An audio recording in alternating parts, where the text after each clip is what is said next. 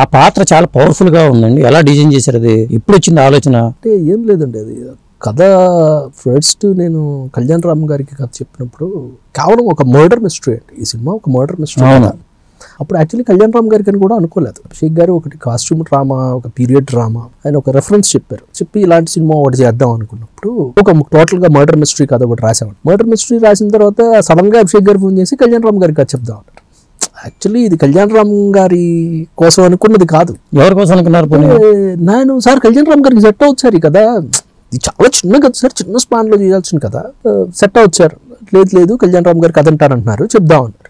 చెప్దామంటే అది చేతి ఒక గ్యాప్ ఉంటుంది కదా సార్, ఒక 3 రోజులు ఉంటుంది. ఈ 3 రోజుల లోపు చిన్నది ఏదైతే చేయగలుగుతామో చేసి కళ్యాణ్ రామ్ గారికి చెప్తే కళ్యాణ్ రామ్ గారు ఏంటంటే నాకు క్యారెక్టరైజేషన్ బాగా నచ్చింది.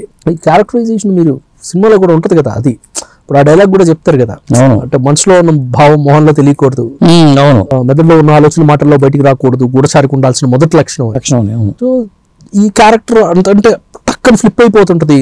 అంటే అప్పుడే ఆ పనివాడితో మాట్లాడేటప్పుడు నీ కొడుకు కనిపించకుండా బయట గుండె దొరికిపోతుంది అంటాడు. అటు పక్కన వెంటనే తిరగగానే ఆ పర్సన్కి ఏమో నువ్వు వీడి మీద కన్నేసి ఉంచు, వీడి మీద అనుమానంగా ఉందంటారు.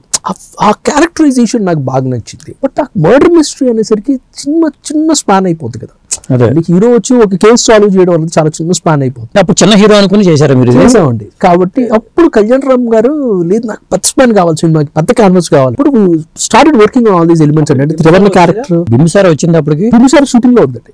సో బింబిసారా షూటింగ్ లో ఇవ్వడం వల్ల కళ్యాణ్ రామ్ గారికి ఒక చిన్న ఐడియా ఉంది, బింబిసారా మనం పెద్ద స్పాన్ సినిమా చేస్తున్నాం, వర్కౌట్ అయితే వేరే ఉంటది.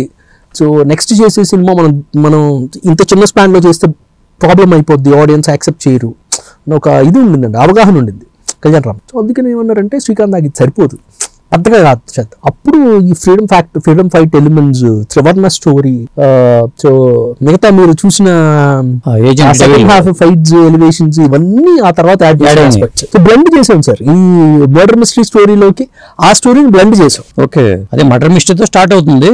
స్టార్ట్ అయ్యే కథ అంతా మన సుభాష్ చంద్రబోస్ దాకా వెళ్ళిపోతుంది. అంటే 1945 బ్యాక్ డ్రాప్ అని ముందే అనుకున్నారా? బ్యాక్ డ్రాప్ 1945 ముందే అనుకున్నాం అండి. ఫ్రీడమ్ స్టోరీ ముందు స్టోరీ లాగా చేద్దాం. బట్ అప్పుడు సుభాష్ చంద్రబోస్ ఆస్పెక్ట్ లేదు, త్రివర్ణ ఆస్పెక్ట్ లేదు, ఇవన్నీ తర్వాత కథలోకి మేళవించిన విషయాలు. అంటే కథ మొత్తం రీవర్క్ చేసామంటే కళ్యాణ్ రామ్ గారికి చెప్పిన కథని ఆల్మోస్ట్ అప్పుడు నేను కళ్యాణ్ రామ్ గారికి చెప్పిన కథలో దాదాపుగా ఒక 10 సీన్లు ఉన్నాయండి, మిగతా అంతా రీవర్క్ చేసాం, చేంజ్ చేసాం. అప్పుడు ఎవరు అనుకున్నారు డైరెక్టర్? అసలు దీనికి స్టార్టింగ్ డైరెక్టర్ అంటే కళ్యాణ్ రామ్ గారికి చెప్పిన తర్వాతే మన నవీన్ మేడారం గారు అయ్యారు. అంటే అప్పటికి అభిషేక్ గారికి నవీన్ మేడారం గారికి మంచి ట్రావెల్ ఉందండి. ఆయన ప్రొడక్షన్ లోనే ఈయన ఒక సినిమా డైరెక్ట్ చేస్తున్నారు. అంతకుముందు ఒక సినిమాకి ఈయన ప్రొడ్యూసర్ గా ఉన్న ఒక సినిమాకి ఆయన కో ప్రొడ్యూసర్ గా వర్క్ చేస్తున్నారు. అట్లాగా మంచి అంటే పర్సనల్ ఫ్రెండ్స్ అండి ఇద్దరు. సో నవీన్ గారికి కొంచెం విజువల్ ఎఫెక్ట్స్ బ్యాక్ డ్రాప్ ఉంది కదా, అవును. సో ఆయన బెటర్ గా హ్యాండిల్ చేయగలుగుతారని నవీన్ గారిని డైరెక్టర్ గా తీసుకున్నారు.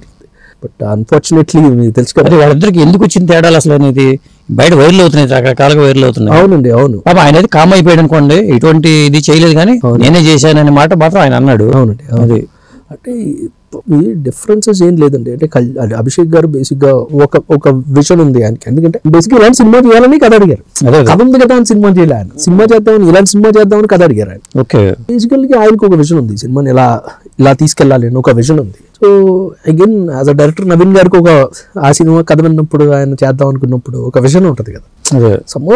దేర్ వాస్ డిఫరెన్స్ అండి. కమ్యూనికేషన్ గ్యాప్ వచ్చిందా అనుకోవాలా, లేకపోతే ఫ్రెండ్షిప్ ఇప్పటికే ఉందా వాళ్ళ మధ్యలో, లేకపోతే ఇక అది తేడా వచ్చినట్టేనా? పర్సనల్ లెవెల్లో మరి ఆ ఫ్రెండ్షిప్ కంటిన్యూ అవుతుందో మనకి తెలియదు, మీకు తెలుసు కదా. మొత్తం మీడియాలోనే అంతా పబ్లిక్ గా జరుగుతున్న యుద్ధం కదా సార్, అంతా మీడియా వారే కదా. ఇలాంటప్పుడు ఈ సినిమా హిట్ అయింది అనుకోండి, ఆ డైరెక్టర్ చాలా బాధపడతాడు కదా, మదన పడుతూ ఉంటాడు డైరెక్టర్ అనే వ్యక్తి. 100% అది ఉంటుంది. అంటే ఎవరు, ఇది చాలా అన్ఫార్చునేట్ విషయం అండి. అంటే పర్సనల్ గా నాకు గానీ టీమ్ లో ఎవరికి ఇలాంటి సిచ్యువేషన్, ఇలాంటి కాంట్రవర్సీ క్రియేట్ అవ్వటం ఎవరికి ఇష్టం లేదు. సినిమా మీద నెగిటివ్ ఇంపాక్ట్ కదా సార్. అదే ఇప్పుడు ఈ రోజు సినిమా చూసి మీరు బాగుంది అని నన్ను పిలిచి మీరు ఈ సినిమా గురించి మాట్లాడుతున్నారు. సో మనం ఒకవేళ ఇలాంటి కాంట్రవర్సీ లేకపోయి ఉంటే మనం పూర్తిగా సినిమా గురించి మాట్లాడుకునే వాళ్ళం, అంతేగా. సో ఎంతో కొంత ఆడియన్స్ ఫోకస్, మీడియా ఫోకస్ ఈ సినిమా మీద నుంచి, సినిమాలో ఉన్న కంటెంట్ మీద నుంచి, ఈ కంటెంట్ మీద నుంచి కాంట్రవర్సీ మీదకి వెళ్ళిపోతుంది. సో ఆ కాంట్రవర్సీ క్రియేట్ చేయడం అభిషేక్ గారికి కూడా ఇష్టం లేదండి. బట్ అది అన్ఫార్చునేట్ గా జరిగింది, అలా జరిగింది అంతే సార్.